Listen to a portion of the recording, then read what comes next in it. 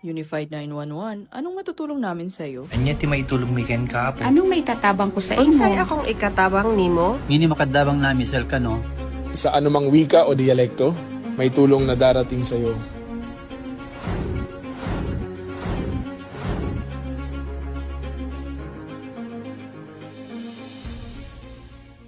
Lilingkod sa bawat Pilipino at magbibigay ng tamang impormasyon para sa tahimik at maayos na Pilipinas. Police News Network, alagad ng batas, tagapagtaguyod ng balitang pulis, sandigan ng mamamayan, patnubay ng katotohanan.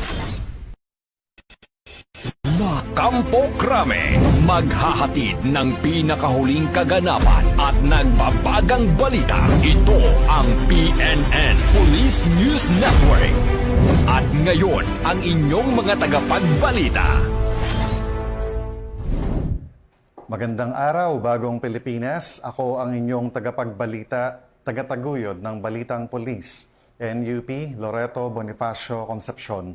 At ngayong araw ng Miyerkules, makakasama natin muli bilang special guest co-host, walang iba kundi si Ms. Roxanne Velasco, Noble Queen Globe 2024 and former Mrs. Metro Manila. Magandang umaga sa iyo, Ms. Rox.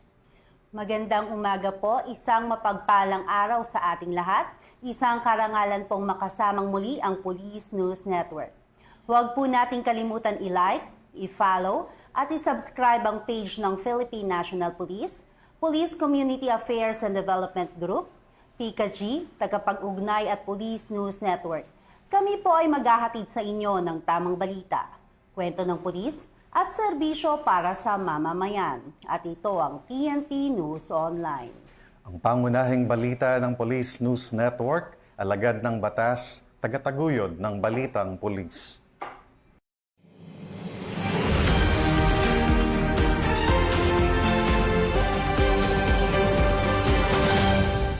Narito ang mga balitang hatid ng ating PNN correspondents mula sa iba't ibang panig ng bansa.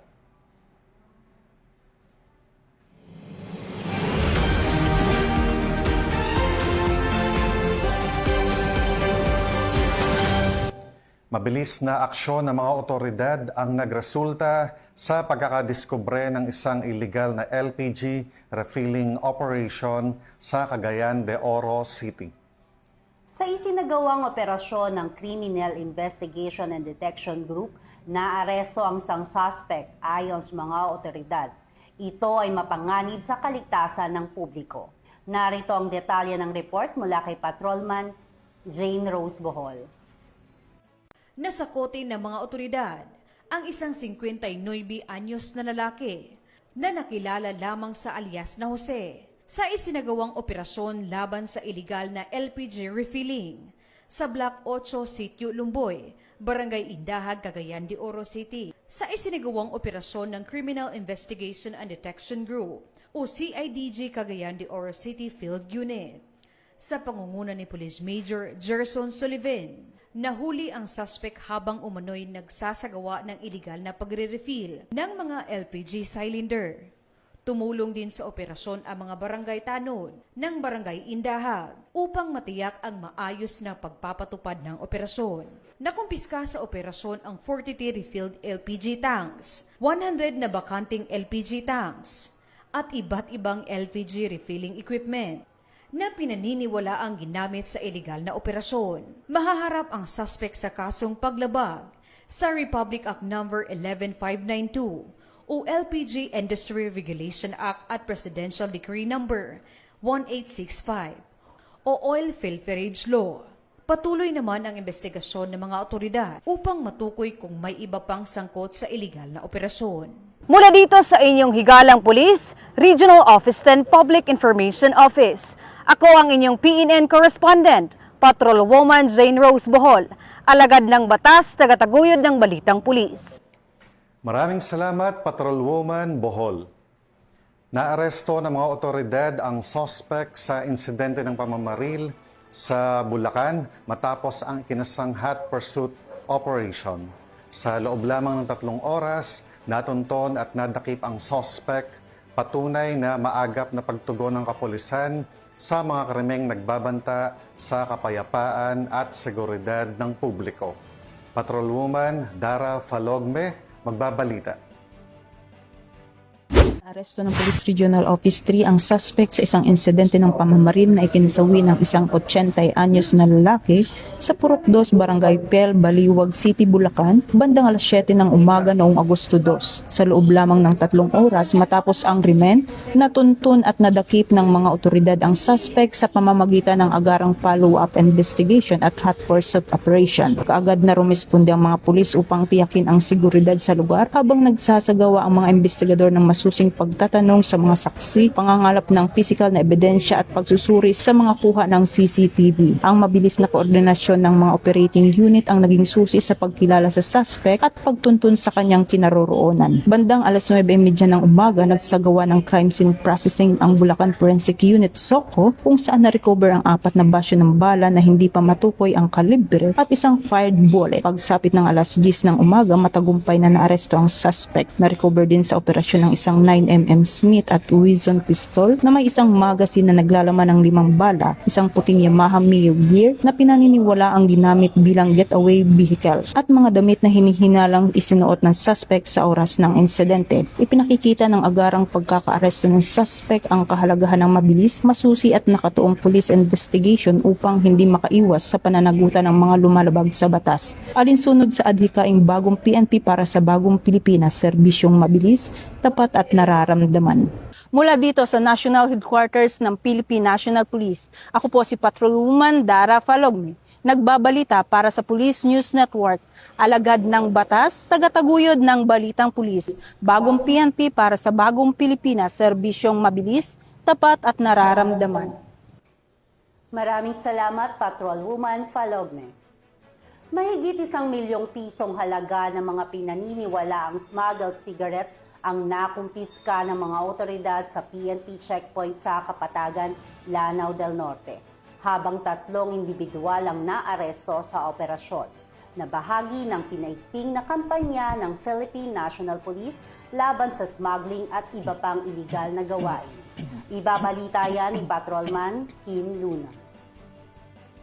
Nasabat ng Police Regional Office 10 ang mahigit 1.2 million pesos na halaga ng mga pinaghihinalaang smuggled cigarettes at naaresto ang 3 individual sa isinagawang checkpoint operation sa Barangay Bansarville 1, Kapatagan, Lanao del Norte sa isinagawang joint checkpoint operations ng 2nd Provincial Mobile Force Company, Lanao del Norte, katuwang ang Provincial Intelligence Unit, Regional Intelligence Unit 10, 51st Mechanized Company ng Philippine Army at Kapatagan Municipal Police Station. Naaresto ang mga suspect na nakilala lamang sa mga alias na Ayman, Erwin at Asal. Sa inspeksyon ng 2 sasakyan, nadiskubre ng mga otoridad ang 30 master cases ng mga pinaghihinalaang smuggled cigarettes na tinatayang nagkakahalaga ng 1.2 million pesos. Ayon sa Bureau of Customs, nabigo rin ang mga suspect ng magpakita ng dokumento na nagpapatunay ng legal na pagmamayari at transportasyon ng mga kontrabando. Kasalukuyang nasa kustodiya ng Kapatagan Municipal Police Station ang mga naaresto habang inihahanda ang kasong paglabag sa Republic Act 10863 o Customs Modernization and Tariff Act. Samantala, isa sa ilalim sa turnover sa Bureau of Customs ang mga nakumpiskang sigarilyo at mga sasakyan para sa kaukulang disposisyon. Ito ang bagong PNP para sa bagong Pilipinas, serbisyong mabilis, tapat at nararamdaman. Wala dito sa Lanao del Norte Police Official Office, ako yung PNN Correspondent, Patrolman Kim Luna, alagad na batas, tagataguyod ng Balitang Pulis. Maraming salamat, Patrolman Luna. Malaking dagok sa mga sangkot sa smuggling at bentahan ng mga pekeng produkto matapos masabat ng Philippine National Police ang aabot sa mahigit 628 milyong pisong halaga ng mga kontrabando nitong buwan ng Hulyo. Kasabay nito, 656 na individual ang naaresto sa serye ng mga operasyon na nagpapakita na pinaigting na kampanya ng PNP laban sa mga iligal na kalakalan. Yan ang balitang tinutukan ni Patrolman Edwin Baris. ng Philippine National Police ang tinatayang 628 million pesos na halaga ng inihinalang smuggled goods at pekem produkto sa isinagawang anti-smuggling operations sa buong bansa nitong Hulyo. Mula July 1 hanggang July 31, 2026, umabot sa 2,927 operasyon ang isinagawa ng PNP na nagresulta sa pagkakaaresto ng 656 na individual dahil sa paglabag sa mga batas laban sa smuggling at iba pang iligal na kalakalan. Patuloy na paigtingin ng PNP ang kampanya laban sa mga grupong sangkot sa iligal na kalakalan upang maprotektahan ang mga mamimili, lehitimong negosyo at ekonomiya ng bansa. Mula dito sa National Headquarters ng Philippine National Police, ako si Patrolman Edwin Baris, nagbabalita para sa Police News Network. Alagad ng batas, tagataguyod ng Balitang Pulis. Maraming salamat, Patrolman Edwin Baris. Natuldukan na ang pagtatago ng Top 1 Regional Most Wanted Person ng Police Regional Office 4A matapos itong maaresto sa isinagawang operasyon sa Banban, Tarlac. Ang pagkakadakip sa pugante ay bahagi ng mas pinaigting na kampanya ng PNP laban sa mga most wanted na personalidad upang mapanagot ang mga ito sa batas. Muling tinutukan yan ni Patrolwoman Dara Falogme. Naaresto ng mga operatiba ng Naik Municipal Police Station ang Regional Top 1 Most Wanted Person bandang alas 12:20 ng madaling araw noong Agosto 1 sa Barangay Anupol, Bamban, Tarlac. Pinangunahan ang operasyon ng Warrant Section ng Naik Municipal Police Station, katuwang ang Bamban Municipal Police Station at Tarlac Police Provincial Office. Inaresto ang suspect sa bisa ng ilang warrant of arrest kaugnay ng mga kasong murder at homicide. Ilan sa mga kasong kinahaharap nito ay walang inirekomendang piyansa. Matapos ipabatid ang kanyang mga karapatan, dinala ang akusado sa Naik Municipal Police Station para sa dokumentasyon at kaukulang legal na proseso. Ang matagumpay na operasyon ay patunay ng matibay na koordinasyon at patuloy na dedikasyon ng Philippine National Police sa paghahatid ng mga akusado sa harap ng hustisya at pagpapanatili ng kapayapaan at kaayusan sa komunidad. Mula dito sa National Headquarters ng Philippine National Police, ako po si Patrolwoman Dara Falogme. Nagbabalita para sa Police News Network, alagad ng batas, tagataguyod ng Balitang Pulis, bagong PNP para sa bagong Pilipinas, serbisyong mabilis, tapat at nararamdaman. Matagumpay na naaresto ng mga operatiba ng Northern Police District ang isang 30 anyos na lalaki na nahaharap sa mga kasong statutory rape at rape through sexual assault sa isinagawang operasyon sa Malabon City. Ang pagkakadakip sa akusado ay bahagi ng patuloy na pinaigting na kampanya ng kapulisan laban sa mga individual na pinaghahanap ng batas at sa pagsusulong ng hustisya para sa mga biktima. Tinutukan yan ni Patrolwoman Glazel Ann Esperanza. Ng mga operatiba ng Warrant and Subpoena Section ng Malabon City Police Station, katuwang ang Women's and Children Protection Desk, ang isang 30 anyos na lalaki sa Barangay Longos, Malabon City sa bisa ng warrant of arrest, kaugnay ng mga kasong statutory rape at rape through sexual assault na may 11 bilang. Ang naarestong akusado ay kabilang sa NCRPO Top 3 Most Wanted Person, NPD Top 1 Most Wanted Person, at Top 1 Most Wanted Person ng Malabon City Police Station. Ang kasong statutory rape ay walang inirekomendang piyansa, habang ang kasong rape through sexual assault na may 11 bilang ay may kabuang inirekomendang piyansa na 2,200,000 pesos para sa kanyang pasamantalang kalayaan. Matapos ang pag-aresto, dinala ang akusado sa ospital ng Malabon para sa pisikal na eksaminasyon, bago inilipat sa Custodia Facility Unit ng Malabon City Police Station. Ang matagumpay na operasyong ito ay patunay ng patuloy na pinaigting ng kampanya ng Northern Police District laban sa mga wanted person upang maipatupad ang batas, mapanagot ang mga lumalabag dito at maihatid ang hustisya sa mga biktima. Alinsunod sa programa ng Philippine National Police na sa bagong PNP para sa bagong Pilipinas, serbisyong mabilis, tapat at nararamdaman. Mula rito sa Northern Police District, ako po ang inyong PNN correspondent, Patrolwoman Glazel Ann Esperanza, alagad ng batas, tagataguyod ng Balitang Pulis. At para naman sa ating weather update, patuloy na pinapanatili ng Tropical Storm Maymay ang lakas nito habang mabagal na kumikilos pakanluran sa karagatan sa kanluran ng La Union. Taglay nito ang lakas ng hanging umaabot sa 65 kilometro kada oras malapit sa gitna na may pabugsong hanggang 80 kilometro kada oras. Nananatiling nakataas ang Tropical Cyclone Wind Signal number 2 sa ilang bahagi ng Ilocos Sur, La Union, Pangasinan, Abra, Mountain Province at Benguet. Samantala, umiiral naman ang Tropical Cyclone Wind Signal number 1 sa nalalabing bahagi ng Ilocos Region at sa ilang lugar sa Cagayan Valley at Central Luzon.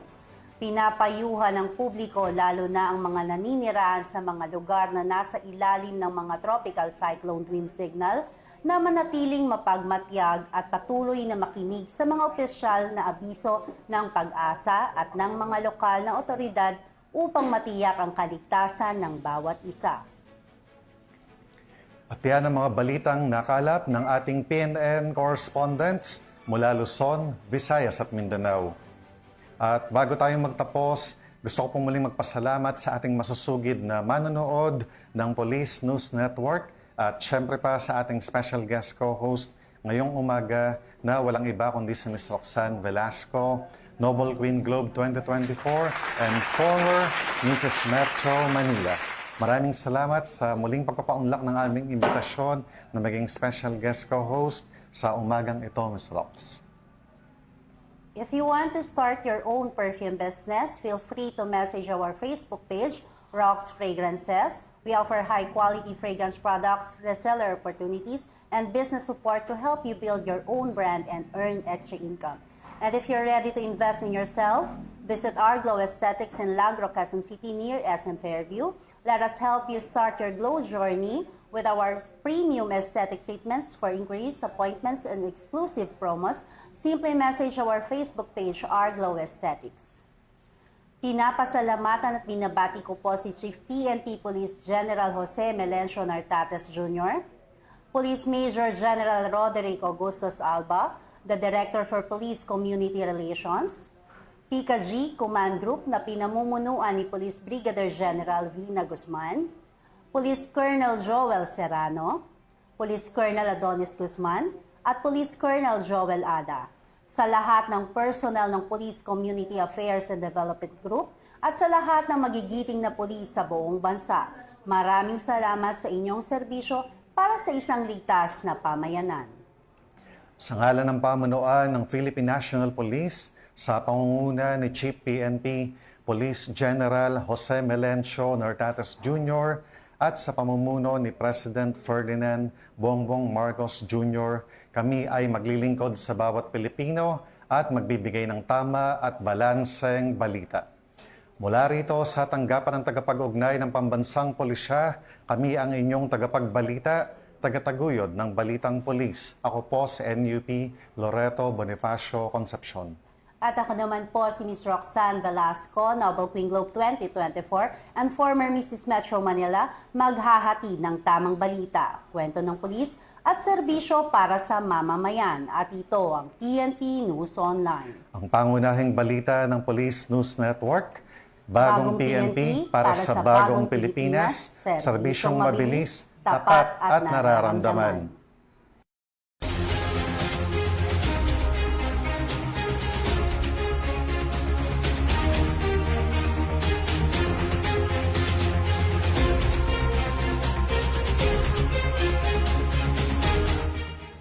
Police News Network, alagad ng batas, tagapagtaguyod ng balitang pulis.